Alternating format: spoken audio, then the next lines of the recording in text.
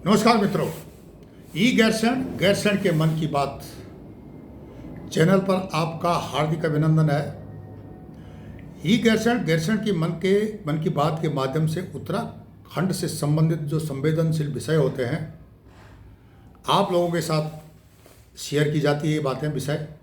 और उत्तराखंड के चाहे जनप्रतिनिधि हों, चाहे बुद्धिजीवी हों या वहाँ पर प्रशासनिक अधिकारी पुलिस वाले भाई हों, तो उनको जो है इस विषय में बात बताई जाती है, संज्ञान में डाली जाती है। कई बातें उनके संज्ञान में नहीं आती हैं। वैसे वे भी अपनी ड्यूटी करते हैं। सिर्फ पत्रकारिता वाले या सोशल मीडिया वाले ही उनको इन्फॉर्मेशन नहीं देते हैं या सोशल मीडिया के माध्यम से वो इन्फॉर्मेशन लेते हैं, वे अपने स्तर पर भी इन्फॉर्मेशन लेते हैं, पर कई बातें उनसे भी रह जाती है। आज हम इसी विषय पर चर्चा करेंगे। और उत्तराखंड के हल्द्वानी हिंसा में पुलिस को जो बड़ी जानकारी मिली थी, हिंसा के दौरान लगभग 7 उपद्रवी पेट्रोल बम बना रहे थे, ये उनको जानकारी मिली है। बाइक से पेट्रोल निकालकर उपद्रवी बम बना रहे थे। प्रशासन ने कहा कि जो घटना जो है अचानक नहीं, एक सोची समझी साजिश थी। बिल्कुल हम भी इससे सहमत हैं। जिस तरह से नगर निगम की टीम और पुलिस टीम पर हमला हुआ, वहाँ पर ये साजिश का ही तो हिस्सा था। पुलिस बताती है कि पेट्रोल बम से ही बड़े बड़े पैमाने पर आगजनी की गई। अब पेट्रोल बम किस तरह से बनता है, ये वही छापामार युद्ध का एक विषय है। आधुनिक जो जिसको बोलते हैं urban warfare, urban guerrilla warfare technical भाषा है। अब पेट्रोल से बम किस तरह से बनाया जाता है, बम किस तरह से बनाया जाता है, किस तरह से सबर्टेशन तोड़फोड़ की जाती है, किस तरह से सबवर्जन किया जाता है, किस तरह से जो है सोशल मीडिया में हो या दूसरे जो प्रिंट मीडिया में हो उनको, या पॉलिटिक्स में हो, समाज सेवी के रूप में हो, मानवाधिकारों के रूप में उनके एलिमेंट्स डाले जाते हैं। छापामार युद्ध करने वालों के एलिमेंट्स होते हैं। और उसको चलाने वाला कौन होता है सबको पता है। मैं पिछले वीडियो में बता चुका हूँ आपको। पुलिस को 1 दर्जन से अधिक लड़कों पर जहाँ शक है तो वो पुलिस की अपनी तौर तरीके हैं छानबीन करने का। पर लेकिन यहाँ बहुत सारे हजारों लोग इसके शक के दायरे में आते हैं, क्योंकि अभी तक जिस प्रकार के से इनको शय मिली, कैमोफ्लाइज किया गया, इनको छुपाया गया, उसका वो जो फसल बोई थी ना, वो अब कटनी शुरू हो गई है। अब उस फसल को किस प्रकार से नई पीढ़ी काटेगी, वो और अधिक फसल बढ़ेगी अगर इस समय कीटनाशक नहीं डाले जाए या इस फसल को, ये कंटीली फसल को नष्ट नहीं किया जाए, तो आने वाले समय में सारे उत्तराखंड में जंगल राज होगा। विषय वस्तु पर विस्तार से जानकारी देने से पूर्व मैं आपसे अनुरोध करूंगा कि आप हमारे चैनल ई गैरसैंण को लाइक करें, सब्सक्राइब करें, कमेंट्स करें और शेयर करें। मित्रों, जैसे कि हल्द्वानी में दंगे हुए, दंगा होने के बाद कर्फ्यू लगा, कुछ मौतें भी हुई और इत्यादि इत्यादि। टीवी पर डिबेट चले, बड़े बड़े मौलाना आए, बाकी नेता लोग भी आए, उन्होंने अपने अपने विचार दिए। कोई किसी को बचा रहा, कोई किसी को बचा रहा। लेकिन पुलिस वाले जिनकी पिटाई हुई, प्रशासनिक अधिकारी जिनकी जो है बुरी तरह से पिटाई हुई, उनकी जो हालत देख करके ये पता चलता है कि इनके पास कोई है ही नहीं है। बिना नाखून के, बिना दांत के शेर है। बंदूक होने के बावजूद भी ये बंदूक से फायर नहीं कर सकते, क्योंकि डर हो जाएगा, अंतर्राष्ट्रीय बदनामी हो जाएगी। इजराइल से सीखो यार। ऐसे लोगों को बेखौफ होकर के पुलिस को पावर दो, सीधा इनको गोली मारो। अब कोई भी समाज सेवी है और राष्ट्रवाद की बात करता है, अगर वो इन विषयों को लेकर के आगे जाता है और दिखाता इंडिकेशन, पुलिस को बताता भाई ये यहाँ पर गलत काम हो रहा है, पुलिस प्रशासन मुँह क्यों मोड़ता है? ये भी एक सवाल है, क्योंकि उसको अपनी नौकरी बचानी है। और जब वो ये लाचार हो जाता था, फेल हो जाता, अकेला पड़ जाता है, तो उसके पीछे जो है अराजक तत्व जो हैं, जिहादी तत्व गुरिल्ला वारफेयर कर रहे हैं, जो उनके वकील ऐसे पढ़ते हैं कि जैसे मरे हुए शेर पर जो है गीदड़ पड़ते हैं जंगल में। तो इस तरह से न्यायपालिका के माध्यम से, वकीलों के माध्यम से इनके अपने एलिमेंट्स इन्होंने डाल के रखे हुए हैं, जिस कारण ये अराजकता बढ़ेगी। जब कानून को मानने से इनकार करती है पार्टिकुलर कम्युनिटी और न्यायालय की बात को मानने से इनकार करती है, तो इसके पीछे कुछ ना कुछ तो बात है। अब क्या हुआ, हल्द्वानी में दंगा होने के बाद दंगाई पहाड़ों की तरफ भाग गए। पहाड़ों में उनके रिश्तेदार तो बैठे नहीं हैं, उनको कैमोफ्लाइज स्लीपर सेल पहले से सेट है वहाँ पे। जो बाहर से गए हुए हैं पहले वो अपना इस्टेब्लिशमेंट कर दिया उन्होंने, और उनको वो लोग छुपा के बैठे हैं। उनके पास असले भी मिलेंगे अगर कॉर्डन सर्च किया जाए। J&K में राष्ट्रीय राइफल की तर्ज पर अगर कॉर्डन और सर्च किया जाए तो ये सब मिलेगा। हम धन्यवाद करते हैं उत्तराखंड के मुख्यमंत्री पुष्कर सिंह धामी जी का, जिन्होंने साहस दिखाया, अतिक्रमण हटाया, सांप और बिच्छुओं के बिल में हाथ डाला। ये सब पीछे हट रहे थे, चाहे वो कोई भी पार्टी हो, लेकिन ये पहला कदम है और आने वाले समय में इसकी जरूरत और पड़ेगी, क्योंकि हल्द्वानी से दंगा करने के बाद जो पहाड़ों की तरफ भागे हैं, छुपे हुए हैं, कई तो असले के साथ गए और जय श्री राम बोलते हुए निकले हो। बीजेपी का झंडा लगा करके, भगवा झंडा लगा करके, हनुमान जी का झंडा लगा करके, भगवा कपड़े पहन करके वहाँ पे दफा हो गए। अब वो कहाँ छुपे हैं?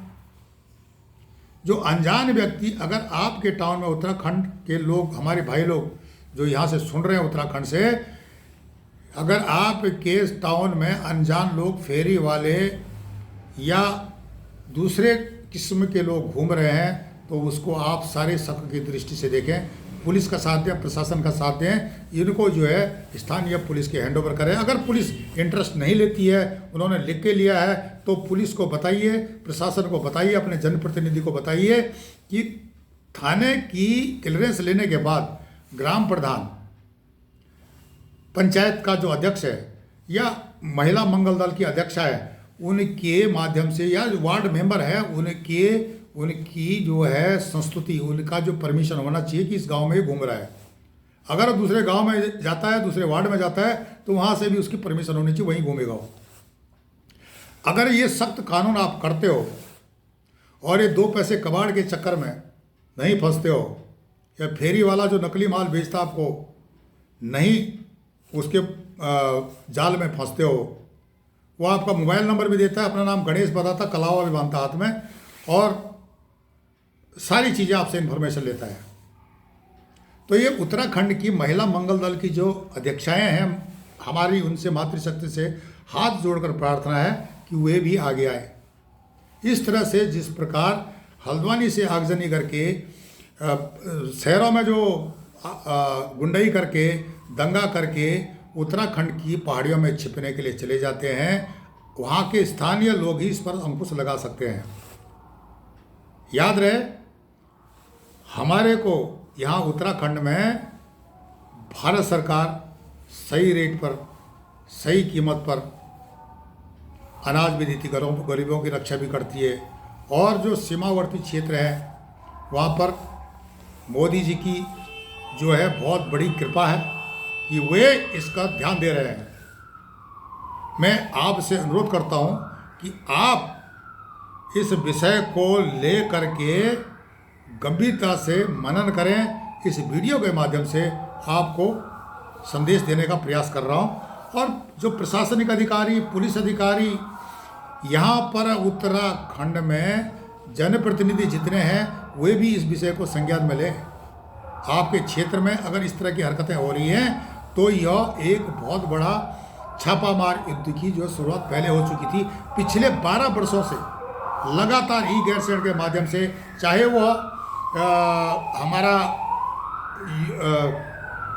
वर्डप्रेस प्लेटफॉर्म हो, फेसबुक प्लेटफॉर्म हो, ट्विटर हो, या जो यूट्यूब हो, जो भी माध्यम है, या प्रिंट मीडिया हो, इसके माध्यम से अवेयरनेस आप तक पहुंचते रही है। और बाकी लोग भी करते हैं, हम अकेले नहीं हैं।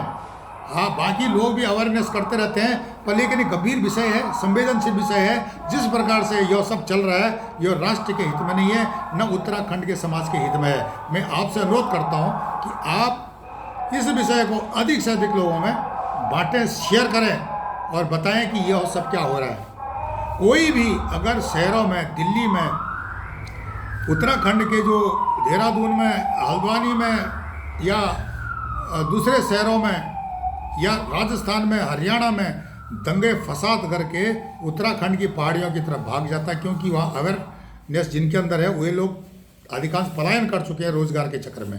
पर लेकिन जो अराजक तत्व हैं, जबकि वहाँ पर उद्योग शून्य है उत्तराखंड लगभग, तो वहाँ पर जो है जो जिहादी तत्व क्यों जा रहे हैं, ये तो सोचना पड़ेगा। अगर पुलिस को ये नहीं है, अधिकार नहीं है संसद में इस पर बिल पास हो, या जो जिस प्रकार से जो हैं सीमावर्ती राज्य हैं उन सबके लिए लागू होता है, सिर्फ उत्तराखंड ही नहीं, कि भाई ये सीमावर्ती राज्यों में इनकी घुसपैठ क्यों हो रही है, चाहे नेपाल और भारत के दोनों तरफ हो, नेपाल में भी भारत में भी, क्यों इतनी ज़्यादा संख्या में सीमावर्ती क्षेत्रों में मदरसों की भरमार हो गई है।